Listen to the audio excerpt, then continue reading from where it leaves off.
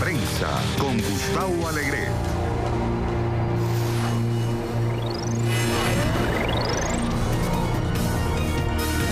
Trump prohíbe a los inmigrantes que cruzan ilegalmente la frontera para buscar asilo. ¿Qué sucederá con la caravana migrante?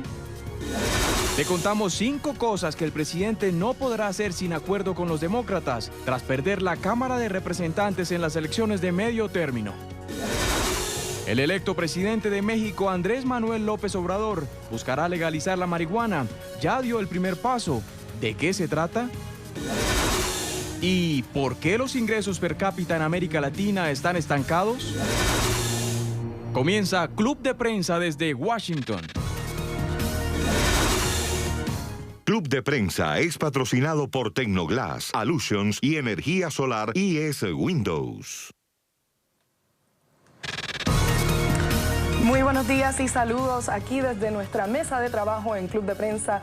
Los saluda Alexandra Colón Amil y estamos hoy con nuestros analistas para analizar los temas de actualidad. Nos acompaña José López Saborano, corresponsal jefe de Notimex México. Bienvenido al programa. Gracias. Muy buenos días. Buenos días. También está con nosotros María Peña, corresponsal de La Opinión Los Ángeles. Bienvenida, María. Gracias, buenos días. Buen día.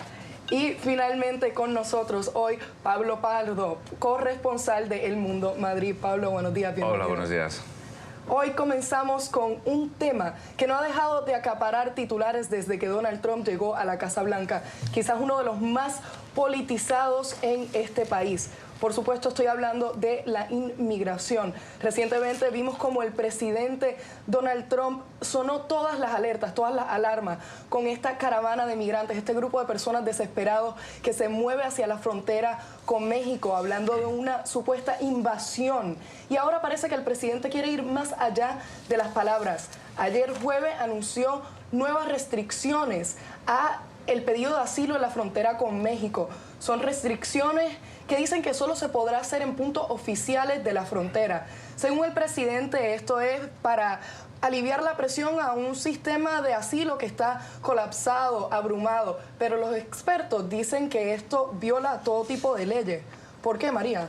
Bueno, en principio lo viola las leyes estadounidenses que permiten que toda persona que llegue a la frontera, independientemente de su estatus migratorio o de cómo llegó o por dónde entró, la ley de 1965 dice que pueden solicitar asilo. Obviamente no es garantía de que lo van a obtener y de hecho la tasa de aprobación en Estados Unidos es bajísima.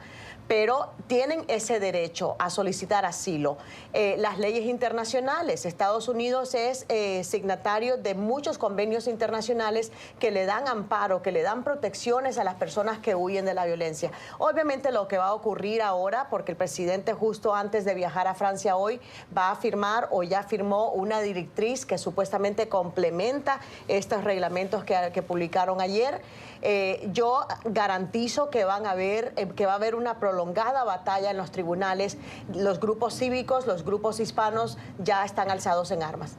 Sí, porque no es la primera vez que esto pasa. Recordemos el infame Muslim Ban, que restringió el movimiento de personas de varios países de origen musulmán.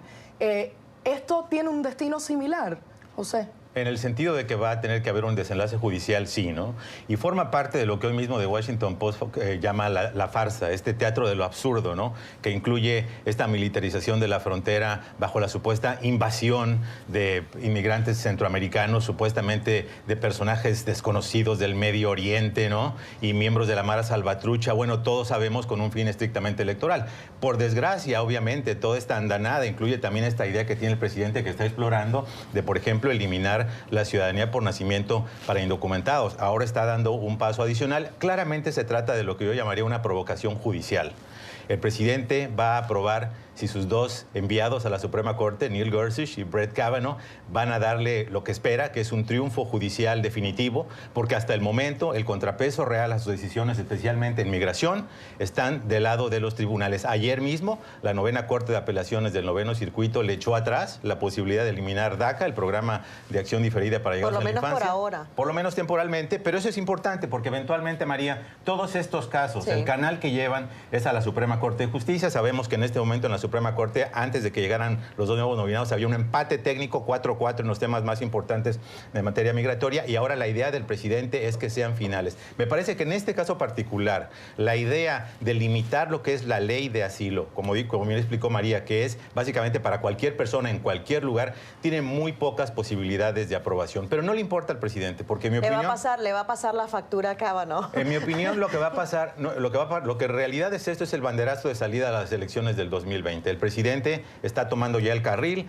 la bandera va a ser la antiinmigración, cree que a pesar de este descalabro que sufrió en la Cámara de Representantes, es un tema ganador en muchos estados, y yo creo que vamos a ver una continuación en los próximos meses. Pero Pepe, yo creo que eso es una mala estrategia, porque ya lo vimos en las elecciones de mitad de término. ¿Mala estrategia para Trump o para el país? Para el país y para Trump también, porque su partido perdió a lo grande en distritos rojos, entre comillas, conservadores, porque ellos apostaron por el tema de inmigración, que curiosamente no hicieron campaña con los temas que supuestamente les iban a hacer ganar, como fue la reforma tributaria, con los recortes de impuestos, la selección y confirmación de jueces conservadores en todo el país, incluyendo a Kavanaugh en el Tribunal Supremo. Es decir, obviaron esos temas porque el presidente les dio la directriz, digamos, de seguir con esta vena nacionalista, esta vena antimigrante que hay en un sector de la base conservadora. Ya vimos cómo terminó eso. 27 candidatos cuyo principal tema de campaña era la política antimigrante perdieron el 6 de noviembre. Te voy a citar a 3 nada más. Chris Kobach, pero por la gubernatura de Kansas. Pero está reforzando mi punto. No, pero a eso me refiero. O sea, en el sentido de que si es estrategia perdedora para Trump, probablemente lo es, ojalá lo sea, porque estamos viendo que no todos los candidatos que hicieron la bandera de la antimigración ganaron. Perdió Lou Barletta, perdió Cory Stewart, el propio Chris Kobach, el candidato Virginia, a Nevada, por ejemplo. Entonces, me parece que es un tema polarizante. Si el presidente está apostando a eso, lo que estamos viendo es que su base conservadora no subió, pero sí subió el porcentaje de estadounidenses que están en contra de él, y que especialmente los latinos. Pero me estás dando la razón, porque precisamente... No, la definición era para quién es bueno, para quién es malo. Pero fíjate para tú el que país. además, y también añadiendo a cómo jugó el tema de inmigración en esta contienda, republicanos en distritos moderados que, al contrario de Trump, apoyaron medidas pro-inmigrantes, pro-dreamers, ganaron la reelección. Entonces, ahí está la lección que tiene que tener el Partido Republicano de cara al 2020. Quiero darle la palabra a Pablo y vamos con un dato. Entre 2011 y 2016, 40.000 peticiones provenientes de México y Centroamérica peticiones de asilo llegaron a Estados Unidos. Para poner eso en contexto, solo 30.000 provenientes de China. Sin embargo, de las que vinieron de México y Centroamérica, un 80% fueron rechazadas. En contraste, en China, un 22% fueron rechazadas. ¿Realmente se puede decir que estamos hablando de una medida que busca aliviar esta presión que tiene el sistema de asilo estadounidense, o el propósito es otro? No, porque el sistema de asilo estadounidense no está presionado. Es decir, hay solicitudes de asilo, como comentabas, pero digamos no es ninguna barbaridad ni ninguna monstruosidad en un país como Estados Unidos, que recibe inmigrantes de todo el mundo. Lo que hay claramente es un intento, además, pues como estas estadísticas demuestran, es decir, además el rechazo de las peticiones de centroamericanos y de mexicanos es muchísimo más grande que el de los chinos. Lo que hay claramente es un intento, pues lo que estaban comentando mis compañeros, es decir, de satanizar, demonizar la inmigración que viene de Centroamérica, a pesar de que Estados Unidos probablemente ahora mismo, no sé los números, pero probablemente tenga un saldo migratorio cero o tal vez negativo, o si es positivo, muy poco. Es decir, viene muy poca gente, se va tanta gente como viene de Estados Unidos. Pero bueno, es decir, la idea de mandar, o sea, como una tontería, porque es una tontería, lo diga el presidente de Estados Unidos o lo diga quien sea. Cuando Trump creo que amenazó durante la campaña con mandar, creo que en total eran como 15.000 soldados a la frontera con México. En primer lugar, son más soldados que los que tienen en Afganistán. Si Honduras es una mayor amenaza para la seguridad nacional de Estados Unidos de lo que son los talibán y Al-Qaeda, pues bueno, este país debe repensar sus prioridades. En segundo lugar, los soldados pues los pueden mandar a desfilar, pero es decir, ellos no pueden frenar a los inmigrantes de América Latina, porque legalmente no pueden. Es decir, digamos, Donald Trump, como todo populista y una vez más su modelo es Nicolás Maduro, él no tiene un modelo claro de política, pero sí necesita enemigos. Entonces, los inmigrantes han sido siempre su enemigo favorito. Bueno, imagínate tú que hay activistas de la comunidad inmigrante, defensores de los inmigrantes, que incluso han llegado a acusar a los republicanos de querer poner en marcha un plan de limpieza étnica. Al priorizar la inmigración de personas de Europa, de países desarrollados, y de tratar de excluir a inmigrantes pobres de Latinoamérica, que es irónico porque además muchas de las condiciones que están provocando esta inmigración indocumentada hacia Estados Unidos fueron en parte creadas por el gobierno de Estados Unidos. Esos son algunos de los argumentos que usan los activistas y yo creo que hasta cierto punto tienen parte de razón. Huyen de la violencia, huyen de la pobreza, huyen de falta de oportunidades, además de que tienen familiares en Estados Unidos, que es obviamente el imán principal para muchos de ellos. Entonces, como decíamos anteriormente, una cosa es que tengan derecho a solicitar, otra cosa es que el gobierno les vaya a dar es verdad que muchos de los inmigrantes que vienen aquí a solicitar asilo político son en realidad migrantes económicos. Ese es un hecho. Es decir, no necesariamente las cifras indican que hay una discriminación per se contra los inmigrantes latinoamericanos. Muchos vienen a buscar mejores oportunidades de vida y no pueden probar lo que dice la ley, que es un miedo creíble a la persecución personal si regresan a sus países. Pero lo curioso y lo absurdo de este teatro es que no se están buscando soluciones, por ejemplo, para que haya mayores inspectores, mayores abogados, mayores personas que verifiquen si ese miedo creíble existe, que se amplíe el sistema. Entonces, las soluciones no son realistas, son estrictamente propagandísticas. Pero imagínate, el propio gobierno se contradice porque yo estuve en la llamada de la Casa Blanca explicando todo este reglamento para restringir el proceso de asilo y uno de los argumentos que usaron fue que hay un tremendo atasco en los tribunales de inmigración con 700,000 casos de asilo pendientes. Pero entonces ahí efectivamente para alivianar esa carga lo que deberían hacer es contratar a más jueces para adjudicar esos casos. Pero lo que estamos viendo es que la solución de ellos es reducir el número de personas que pueda acceder a ese derecho. Pero la principal contradicción es que estos inmigrantes que vienen en las caravanas van específicamente a los puntos de cruce a tratar de pedir asilo.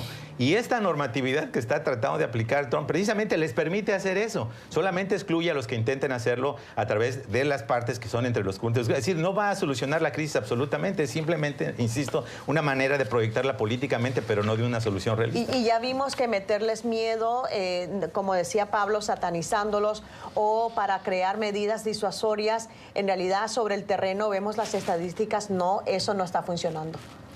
Un tema muy politizado sin duda y ahora pasamos a otros temas de Estados Unidos. Hasta ahora el presidente Donald Trump se ha beneficiado del control que el Partido Republicano ejercía sobre el Congreso, pero este pasado 6 de noviembre eso cambió. Los demócratas retomaron control de la Cámara de Representantes y es muy probable que ese Congreso que se adaptaba, que respondía a las prioridades del presidente, ya no esté ahí, que ese Congreso amistoso esté por cambiar. Algunos hablan de un periodo de escrutinio al presidente Donald Trump que está por venir. Pablo, ¿qué podemos esperar? Bueno, lo que podemos esperar sobre todo es investigaciones y tal vez un impeachment a Donald Trump, aunque un impeachment en realidad no tiene mucha función, o sea, mucho impacto político, porque es básicamente como un voto de no confianza. Al margen... Esto lo dices porque para el primer paso para un impeachment se necesita una mayoría, una simple mayoría en la Cámara de Claro, Representantes. efectivamente, lo que se llama el impeachment en sí mismo, para que el impeachment pase, basta con que la Cámara de Representantes lo apruebe por mayoría simple, pero eso no tiene impacto después.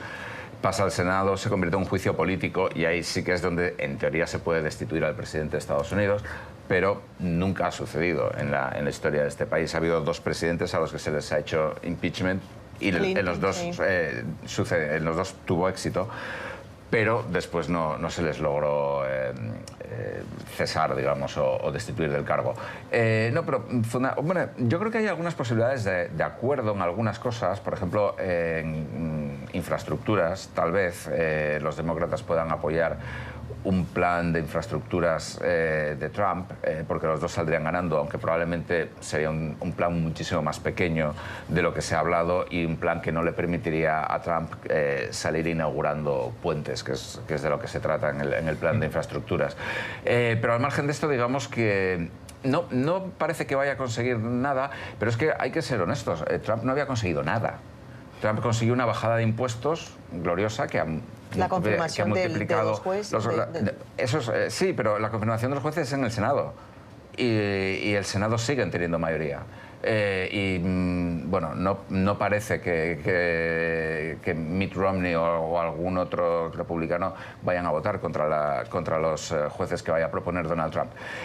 Con lo cual, digamos que al margen de la bajada de impuestos, que como estaba comentando, ha provocado un aumento del déficit muy considerable en Estados Unidos, que a los republicanos les hubiera provocado un ataque de histeria si hubiera sucedido con un demócrata en la Casa Blanca, pero como son ellos, pues no hay ningún problema. Hay que ser claros, Donald Trump no estaba consiguiendo absolutamente nada. Donald Trump gobierna de una manera muy imperial, a golpe de decreto, que luego en muchas ocasiones le tumban los jueces. Pero, entonces, digamos, cosas, el muro. Bueno, durante la campaña era muy divertido porque Donald Trump decía que ya estaban construyendo el muro. Es mentira. Donald Trump empezó a decir, además lo iba aumentando de 1.600 en 1.600 millones. Empezó a decir primero que le habían dado 1.600 millones en el Congreso para construir el muro, después 3.200, después eran 5.000, bueno, 1.600, 1.800 más. Iba exagerando. Es mentira, el Congreso no le ha dado ni un centavo de dólar. Entonces, lo que cabe esperar, pues desde luego es muchas más investigaciones, pero en términos de agenda legislativa, yo no espero nada.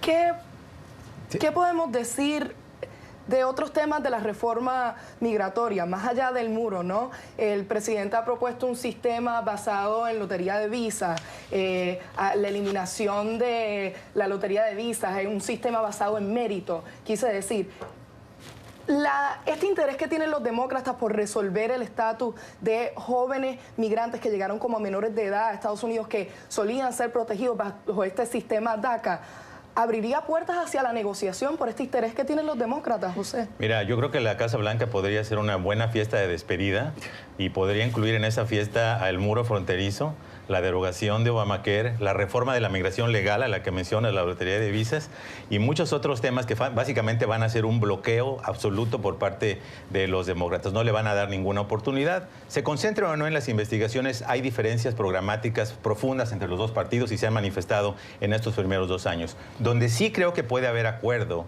y me da la impresión que hay espacio para terreno común es en la ratificación del tratado, el nuevo, la versión 2.0 del nuevo tratado Estados Unidos, México y Canadá.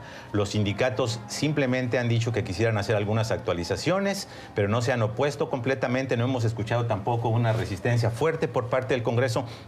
Y es un tema muy importante, no solamente desde el punto de vista económico para la región, lo más importante, sino también político para el presidente, porque representa desde su punto de vista el cumplimiento de una de sus principales promesas de campaña, que era eliminar el NAFTA, etcétera, regenerar el sistema de comercio internacional y número 2, infraestructura. Yo creo que infraestructura es ese gran tema donde demócratas y republicanos están de acuerdo. De hecho, puede darse una cosa muy singular, que el presidente, como lo hizo Bill Clinton en el 1993 para aprobar el primer NAFTA, se confrontó con los republicanos, porque a los republicanos no les gusta el dispendio público, y formó una alianza estratégica entre demócratas y republicanos moderados para aprobarlo. Creo que es un terreno común que podría un poco generar la idea de que por primera vez en Washington en décadas tenemos un espíritu bipartidista operando. Pues ojalá que tengas razón. Yo tengo muy poco optimismo de que haya una alianza bipartidista, porque ya el miércoles, pocas horas después el anuncio de los resultados, el presidente convocó una rueda de prensa bastante volátil en la que condicionó su compromiso, condicionó su voluntad de trabajar con los demócratas a que no le abran investigaciones a su gobierno. Y obviamente los demócratas tienen que responder a su vez a su base. Su base está exigiendo investigaciones a los escándalos de corrupción de varios miembros de su administración, a qué pasó con la trama rusa. Es decir, hay una serie de investigaciones, no solamente por la contienda de 2016. Entonces, ¿cómo lograr un consenso cuando el presidente le está diciendo al partido de oposición que él está dispuesto a trabajar con ellos en infraestructura, en la cuestión del área de salud, en la creación de empleos, siempre y cuando no se atrevan a abrir investigaciones a su gobierno? Eso es condicionar, y en algunos círculos demócratas incluso se está hablando de extorsión. Entonces, no se puede llegar a la mesa planteando condiciones de esa manera. Pelosi, la que va a ser la presidenta de la Cámara de Representantes, dijo, bueno, veremos hacia dónde va este asunto, pero si hay que abrir investigaciones, una de las funciones fundamentales del Congreso en este sistema político de Estados Unidos es servir de contrapeso, es lo que le llaman el sistema de controles y equilibrios. Tienen que servir de contrapeso a cualquier exceso de la presidencia. Veremos qué pasa. Yo tengo muy poco optimismo. Con eso nos quedamos. Veremos qué pasa. Sin duda, sorpresas que esperan. Es el análisis de nuestros periodistas. Vamos a hacer una breve pausa y continuamos con otros temas de la actualidad. Ya regresamos con Club de Prensa.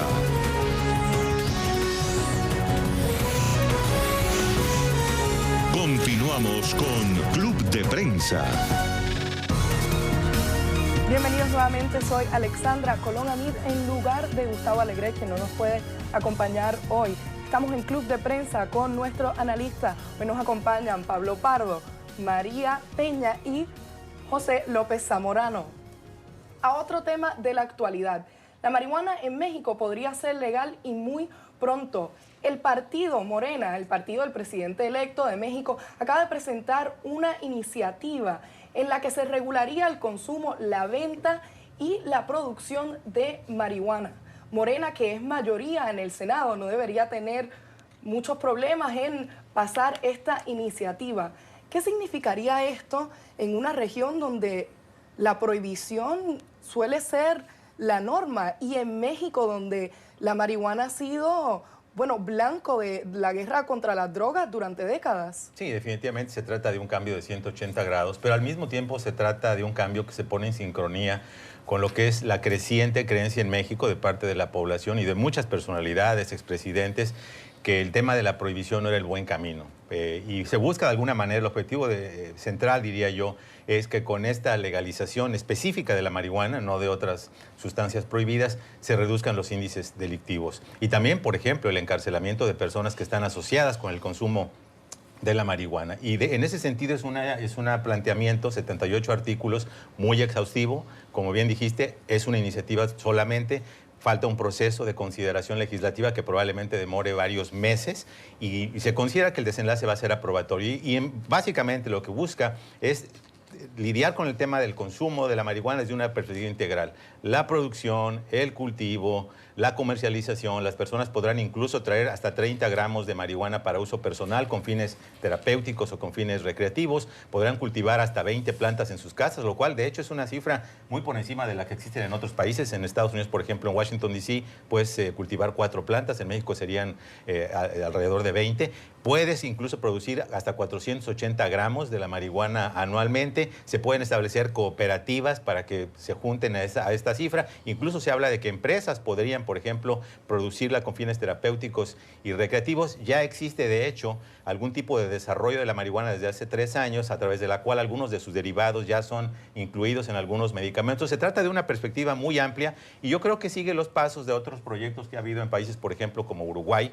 El mes pasado en Canadá es un precedente en el sentido de una creciente tolerancia a este tipo de uso de la marihuana. También, obviamente, hay aspectos controvertidos. Aquí en Estados Unidos, por ejemplo, se ha documentado que en estados como Colorado, donde ya se legalizó para fines terapéuticos, médicos y recreativos, ha habido un incremento, por ejemplo, de las visitas a los hospitales. Entonces, yo creo que tiene que ir acompañada. La legalización por sí misma yo la veo como parte de toda una estrategia diversa, amplia, cultural, que tiene que ver con el consumo de este tipo de sustancias. Y es que obviamente uno de los retos, si es que se produce, que es igual lo que está pasando en varios estados de Estados Unidos, es una vez que la legalizas, además cómo se controla para evitar, por ejemplo, problemas relacionados con el sobreconsumo o la drogadicción, que en Estados Unidos es un enorme problema. Y en el caso de México, obviamente está queriendo responder a otras maneras de atajar la violencia derivada del narcotráfico. México el año pasado registró más de 31.000 muertos de esta violencia del narcotráfico, entonces es la cifra más alta desde que se lleva el registro moderno. Exactamente, entonces, y luego tienes el efecto acumulativo incluso desde el sexenio Son 235.000 muertes desde el sexenio de Felipe Calderón. Exactamente, entonces vemos que es una crisis, es una verdadera crisis y es una manera de experimentar con diferentes soluciones. En Estados Unidos es igual de complejo, porque vemos aquí mismo en la capital estadounidense está legalizada, pero claro, como también tiene que ver el gobierno federal en terrenos federales, como a nivel federal está prohibida, pues una persona que esté consumiendo marihuana en terreno federal puede ser sujeta a arrestos. Así es que es complicado. Pero yo creo que, bueno, comprobar no se pierde nada. La situación ¿Comprobar actual, la marihuana o probar la iniciativa? Comprobar la iniciativa. Ok, vamos a aclarar. Pablo ya estaba sonriente aquí. Comprobar la iniciativa yo creo que es una forma de buscar cómo atajar tantas muertes en tan corto tiempo. Eso, hablemos, Pablo, del tema humanitario, porque Olga Sánchez Cordero, quien presenta el proyecto de ley, habla de que el combate frontal al narcotráfico, lo que se ha cobrado es un número incontable de vidas y que no están a favor de la liberación absoluta de la droga, sino a la regulación, y que esto puede ayudar a, bueno, reducir un número de muertes que la guerra contra el narcotráfico se lleva cobrando desde hace muchos años. Sí, lo que pasa que... Vamos, es un debate que a mí me parece que tiene como muchas aristas. Es decir, porque la guerra contra el narcotráfico es fundamentalmente la guerra contra la cocaína. Y aquí en Estados Unidos, pues lo que está ahora mismo matando, lleva ya bastante tiempo matando a mucha gente, no solamente es la cocaína, sino que eso es la heroína y también son los opiáceos, muchos de ellos fabricados por empresas estadounidenses. Purdue, que es una farmacéutica, es la empresa que más hizo por implantar opiáceos en Estados Unidos. Al mismo tiempo, sin embargo, la marihuana ahora mismo, ya desde hace bastantes años, no parece estar involucrada en narcotráfico a gran escala, etcétera, etcétera. Uno de los motivos podría ser, dicen, porque precisamente la producción de marihuana se ha descentralizado mucho a partir de principios de los años 70, es decir, antes venía mucha América Latina, pero después los californianos decidieron que ellos podían también cultivar marihuana y aunque no fuera legal, la podían cultivar en mitad de los bosques donde no hay absolutamente nadie y este tipo de cosas. Entonces, es decir, cuando estamos hablando de narcotráfico, no estamos hablando en realidad de narcotráfico de marihuana ni de cannabis. Estamos hablando sobre todo de narcotráfico de coca y de Pero en otras ese cosas. punto, la manera en la que se produce la marihuana específicamente en Estados Unidos respecto a México es muy diferente y en México tiene implicaciones sociales importantes. Aquí la marihuana se produce con alta tecnología. Tú puedes comprar Mother Jones y te venden por correo métodos de hidrofonía para que produzcas plantas bellas, hermosas, brillantes y las hagas en tu closet, ¿no?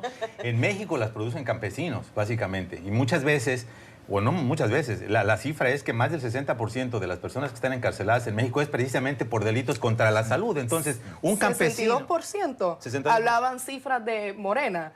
México cuenta 62% están en la cárcel por narcotráfico y 58% de ellos relacionados específicamente Bueno, se le a llama delitos marihuana. para la salud. Entonces, una persona que planta a lo mejor presionado por el crimen organizado y tiene que plantar la marihuana y lo detectan, obviamente va a la cárcel. Entonces, la pregunta es, ¿él es responsable o es víctima de la situación? Entonces, a lo que me refiero es que en México sí tiene implicaciones sociales esta legalización que son distintas de las que tiene, por ejemplo, en el condado mendocino de California, donde la gente lo hace por hobby. Pero es muy curioso porque ahora me viene a la mente todo el debate que ha habido en Colombia, por ejemplo, con los campesinos que porque no tienen otras opciones también se han dedicado al cultivo de la coca, por ejemplo, y entonces hubo o hay todavía pues esta idea de darles alternativas para que siembren otras cosas que no los haga ir a la cárcel, ¿no? Yo creo que, no sé si en México esto tendría consecuencias negativas a largo plazo. Como decía Pablo, ¿qué tal si después se les va de las manos y se convierte en un mal mayor del que están queriendo solucionar? Yo es que creo que con la marihuana también existe una actitud muy alegre hacia su liberalización. Es decir, aquí en Washington, y no digamos ya en San Francisco, pero en Washington sales a la calle y huele a marihuana en muchos barrios. San Francisco todavía mucho más. Y existe esta teoría que está muy extendida también entre ciertos medios de comunicación y ciertos sectores, sobre todo vinculados al Partido Demócrata, de que la marihuana es completamente inofensiva. Lo cual no es cierto. Es decir, estamos generando la percepción de que la marihuana es como beber agua. Y yo creo que en unos años van a empezar a haber problemas, porque la marihuana sí causa daños cerebrales. La marihuana en sitios como Denver, efectivamente, como tú comentabas, sí que ha provocado un aumento de la delincuencia, y la marihuana además puede ser un primer paso para pasar a consumir otras drogas más adictivas, tanto legales como ilegales. Exactamente. Entonces, vamos, yo creo que a mí me gustaría que hubiera más debates en relación a las drogas en general, porque, bueno, por un lado también está la cuestión, digamos, esto, por ejemplo, en España pasó mucho en los años 80, la cuestión de la calidad de las drogas. Es decir, si las drogas están legalizadas, por lo menos la gente no va a estar tomándose cualquier cosa espantosa, ¿no? Pero al mismo tiempo, en Estados Unidos, por poner el caso que conozco, es un caos. Es decir, porque tú puedes conseguir drogas mucho más potentes en una farmacia, si tienes una receta, que prácticamente que la droga que puedas conseguir en la calle. Entonces, es decir, es un balance muy complicado. Pero hay otro punto muy importante que viene a colación en este debate. En Estados Unidos, todos estos puntos se discutieron muy fervorosamente durante la época de la prohibición, el siglo pasado, la prohibición del alcohol, de la venta y consumo de alcohol. ¿Qué pasó con eso? Pues se creó todo un mercado negro, todo un underground de fabricación casera de alcohol que tuvo consecuencias nefastas en muchos casos. Luego se legalizó, pero ahora vemos que los accidentes por conductores borrachos son altísimos en Estados Unidos también. Entonces ahí está el problema también de que una vez que legalizas una sustancia tóxica, pues ¿cómo haces para prevenir las partes negativas de ese consumo? Cierro brevemente contigo. No, lo que me parecía importante es también relativizar el impacto que puede tener en la reducción de los índices delictivos, ¿no? Es decir, muchas organizaciones criminales en México no se dedican a la marihuana, y de hecho muchos carteles que han sido automatizados por el combate a ellos se han dedicado a crímenes como la extorsión, el secuestro. Entonces habría justamente que presentar todo esto en el marco de toda una estrategia de desarrollo por una parte, pero también de combate a la criminalidad. Sin duda alguna es el análisis de nuestros periodistas. Seguimos con otros temas de actualidad al regresar del corte comercial. Ya volvemos.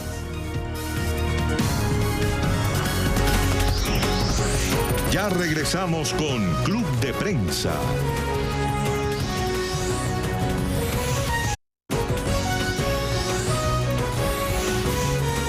Continuamos con Club de Prensa.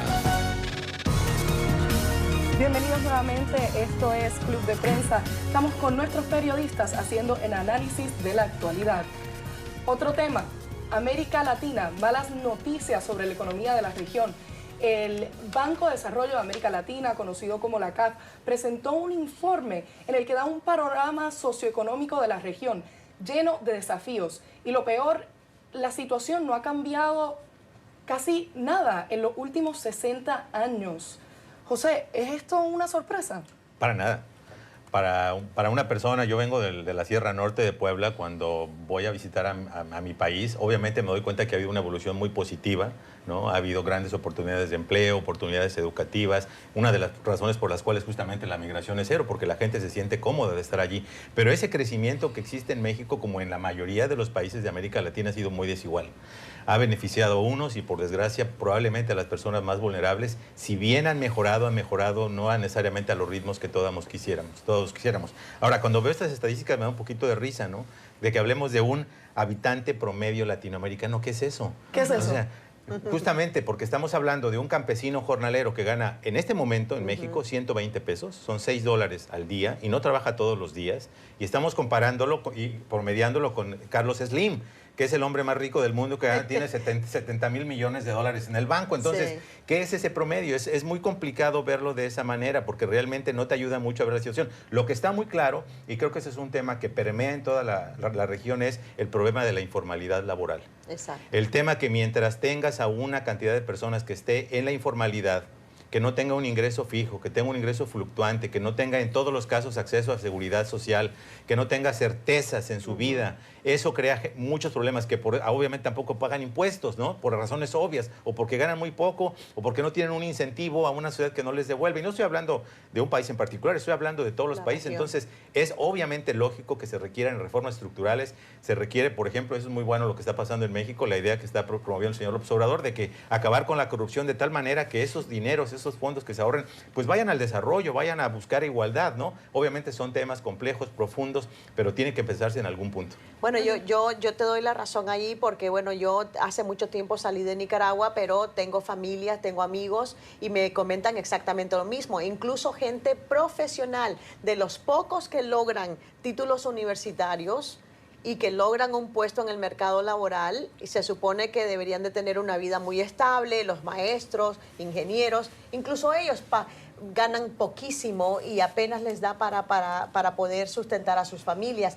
Yo creo que en toda la región el denominador común es el problema de pobreza y subdesarrollo, el hecho de que la gente tenga que ver cómo araña algo, una existencia mínima, una economía sumergida, etcétera, porque simplemente los salarios no les rinden y el costo de vida es altísimo. Entonces yo creo que hasta ahora, pues imagínate, ¿cuántas décadas llevamos hablando del subdesarrollo de América Latina? Y aquí estamos y seguimos discutiendo del tema. Yo creo que no se ha encontrado la píldora mágica todavía. ¿Cuántos años tiene el libro de Eduardo Galeano? Las venas abiertas de América Latina. Ya tiene décadas y seguimos discutiendo los mismos asuntos. Pablo, el informe se enfoca mucho en esta brecha con otras naciones. ¿Qué opiniones nos brindan? Es una brecha que les pasa a muchos países en vías de desarrollo. Fue la revista Foreign Affairs la que publicó, yo creo que como en el 2003-2004, un artículo que se llamaba el punto medio perdido de la globalización, ¿no? Y venía a decir que cuando los países alcanzan un determinado nivel de desarrollo o de PIB per cápita, que aunque a José no le gusta, es muy utilizado por los economistas, no logran subir. Y el tope de este PIB per cápita venía a ser, creo que recordar, que entre 11.000 o 12.000 dólares. Es decir, por debajo de ahí, digamos, las economías al principio crecen mucho cuando empiezan el desarrollo, como en un empujón grande, lo que se llama el Big Push, y después se quedan ahí estancadas. Y eso es una cosa que pasa, o sea, el ejemplo más claro de eso es América Latina, precisamente. También algunos países de Oriente Medio, pero América Latina, bueno, este informe precisamente dice esto, que en los últimos 35 años, una cosa así, nos ha reducido la brecha con el mundo industrializado. Y la verdad es que nadie acaba de tener muy claro por qué es esto. Es decir, porque, bueno, en teoría, una de las cosas que dice el informe es que la productividad en América Latina es bajísima. Y es cierto, pero es decir, en teoría se supone que si tienes una población más educada, si tienes mejores infraestructuras, todo eso son cosas que América Latina tiene. Si hay más innovación tecnológica, necesariamente América Latina no la tiene, pero sí tiene difusión tecnológica, que es decir, que las tecnologías llegan y después se expanden. En teoría debería romperse este problema. Y no se rompe, y es un dilema para todos los economistas de todas partes. Uno de los pocos sitios donde la trampa de los ingresos medios no se ha dado es en Europa Central y Oriental, y también Europa del Sur, países como España, por ejemplo, Portugal, donde sí que se ha continuado creciendo, y ahora, por ejemplo, España tiene un PIB per cápita más alto que Italia. Y la gran cuestión es si China lo va a conseguir. El crecimiento ahora en China está frenándose muchísimo. Las estadísticas de crecimiento chinas son un cuento de hadas que no tienen ninguna credibilidad. Probablemente estén hasta duplicando las cifras de crecimiento real.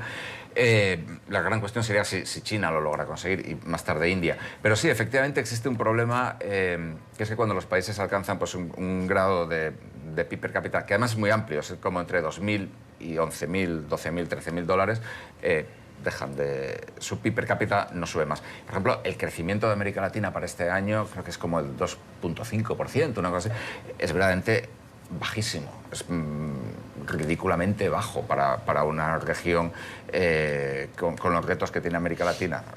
A lo que yo me refería con la idea de cuestionar, la idea de que hay un habitante latinoamericano promedio, o dividirlo como hacen los economistas del Producto Interno por persona, per cápita, es que se pierden muchas veces los niveles de desigualdad que subsisten en la región, ¿no? Entonces te da una impresión, creo yo, imperfecta de la realidad cuando dices están subiendo aquí, cuando en realidad para hacer políticas públicas, ¿no?, que verdaderamente vayan enfocadas a combatir la pobreza, tienes que ser muy granular. Y es importante notar también, ¿no?, porque de la misma manera que hemos hecho puntos de alguna manera críticos, que hay programas, por ejemplo, en muchos países que están paliando justamente a ese sector más vulnerable que está en la parte más baja. Por ejemplo, en México el programa Oportunidades, el programa Prospera, etcétera. La idea que se le esté dando dinero para el consumo a esos países. Por eso, y aquí con eso concluyo, retomando con lo que está pasando aquí en Estados Unidos, y eso cierra el círculo, es totalmente ilógico que en lugares como Centroamérica, donde justamente tienes uno de los lugares más pobres del mundo, ¿verdad?, la política de Estados Unidos sea reducir la ayuda a esos países, porque es obviamente un magneto para que estas personas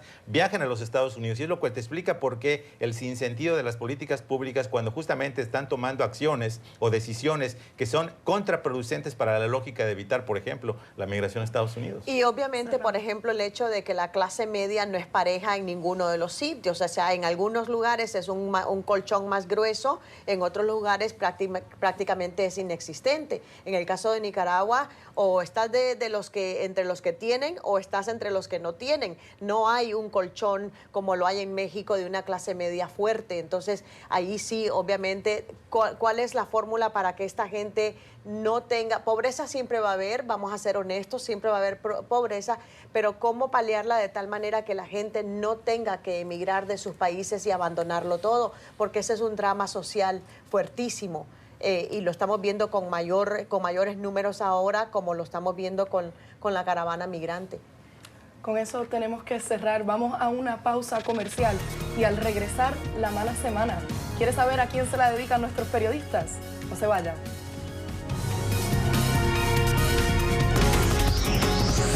Ya regresamos con Club de Prensa.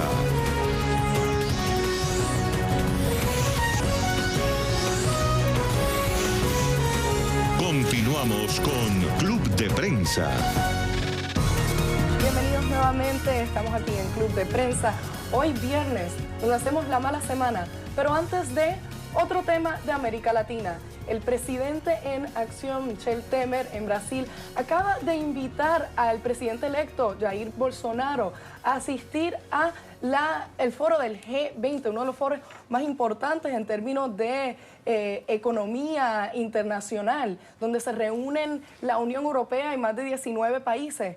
¿Aceptará Bolsonaro? Y de aceptar, ¿qué podemos esperar, Pepe? Chispas. Chispas. Chispas va a haber ¿Cómo ahí. así? Bueno, para empezar, bueno, el anfitrión va a ser el presidente argentino Mauricio Macri, y parece que ha habido ahí como un desencuentro entre ambos, ¿no? Porque Bolsonaro ha dicho que no hará del Mercosur, digamos, la vértebra de la relación comercial, ¿no? Entonces me da la impresión de que eso puede ser un momento ya de definiciones. Es muy singular que Temer lo haya invitado a la cita, ¿no? Especialmente porque pueden suscitarse ya primeras diferencias incluso antes de que asuma el poder. Y el otro tema, obviamente la fotografía que todo el mundo quiere ver, es la de Bolsonaro con Donald Trump, ¿no? Porque ha habido intercambio de flores, intercambio de elogios mutuos, ¿no? entre ellos, ha dicho que son líderes muy afines y Trump ha hablado muy positivamente de él. Entonces yo creo que la expectativa es de que dos personas claramente están identificadas con políticas, digamos, de derecha, dentro de la geometría política latinoamericana, pues se junten allí y de alguna manera veamos si efectivamente Trump le lanza este ramo de olivo, porque sabemos que Bolsonaro tiene la gran expectativa de que se forme una, digamos, relación especial entre Brasil y los Estados Unidos. Bueno, y de hecho, imagínate lo interesante, lo que se dice por ahí es de que a Bolsonaro incluso le han puesto el mote de ser el Trump de Brasil, ¿no? Por esa afinidad ideológica conservadora y además que son dos países potencias, o sea, Estados Unidos es la primera potencia del mundo y Brasil obviamente una potencia económica en toda la región, así es que habría que esperar a ver si se da ese encuentro y qué resulta de él.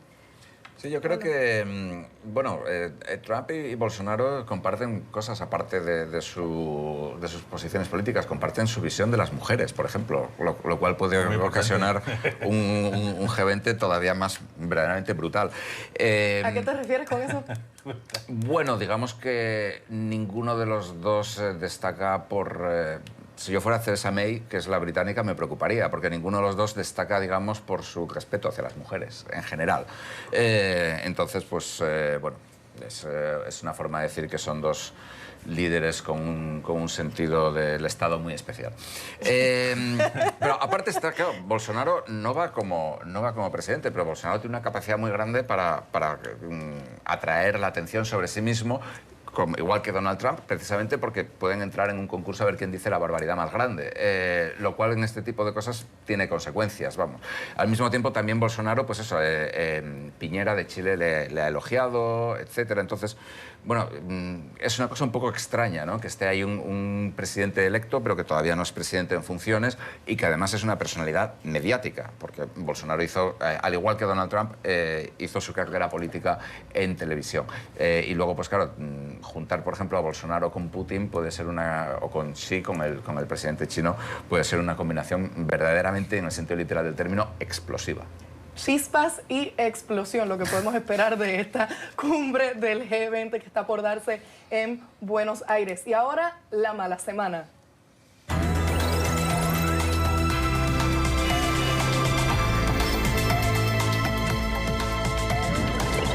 La mala semana, esta semana. Pepe, ¿a quién se la dedicas? Yo se la doy a Chris Kobach, que no es un personaje muy conocido a nivel internacional, pero que aquí en Estados Unidos es reconocido tristemente como el padre intelectual de todas las iniciativas antiinmigrante que hay en Estados Unidos. Ha sido promotor del Muslim Ban, la prohibición para los musulmanes, ha sido promotor de la idea de que hubo fraude por parte de indocumentados en la campaña, leyes más estrictas de identificación para el voto, trató de sacar a 20,000 miembros de las minorías de las listas de votación de Kansas.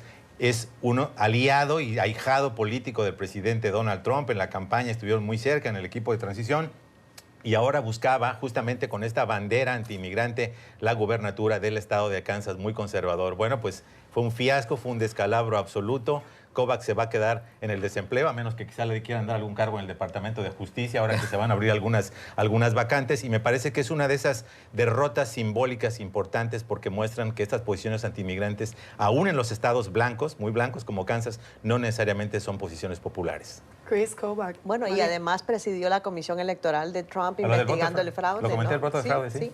Bueno, yo se la doy al fiscal, hasta hace poco, el fiscal general Jeff Sessions. Jeff Sessions fue senador republicano de Alabama, un estado sureño ultraconservador. Fue el primerísimo senador republicano en apoyar la candidatura presidencial de Donald Trump en el 2016, cuando el resto de los republicanos se burlaban de Trump, lo criticaban, decían que era inexperto, etcétera. Pero él fue el primerísimo en darle su apoyo. Luego pasó a ser asesor de la campaña presidencial, fue arquitecto de muchas de las medidas antimigrantes que están en pie ahora en Estados Unidos. Es decir, fue, digamos, como una especie de perrito faldero de Trump durante mucho tiempo, pero la luna de miel se rompió, se esfumó cuando él se recusó en marzo de 2017 de la investigación del FBI sobre la trama rusa, la injerencia de Rusia en las elecciones electorales del 2016. Y lo hizo por la sencilla razón de que el Departamento de Justicia prohíbe que sus empleados tengan vínculos personales con las personas que están bajo investigación. Dicho eso, Trump lo premió su lealtad dándole el puesto de fiscal general, pero después jamás le perdonó el que se haya recusado. ¿Por qué? Porque eso dio paso, al recusarse, a que el fiscal Mueller tomara las riendas de esa investigación. Y esta vez le obligó a renunciar, que es un eufemismo para decirle, estás despedido.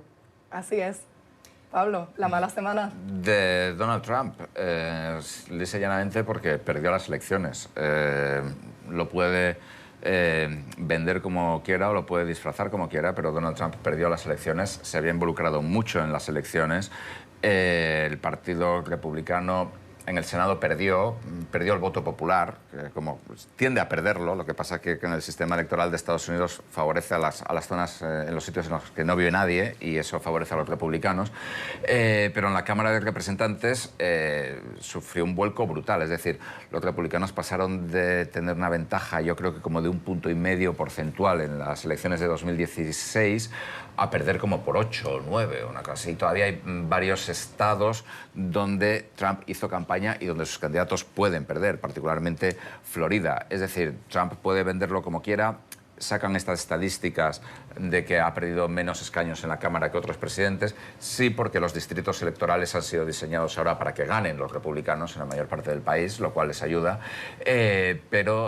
Bueno, pues Donald Trump ha perdido claramente unas elecciones que él además había convertido en un referéndum sobre sí mismo. La mala semana hasta aquí llega, y hasta aquí llega nuestro programa de hoy. Muchas gracias, Pablo, María, Gracias. José, Pepe, por acompañarnos, y a ustedes por la generosidad de su tiempo.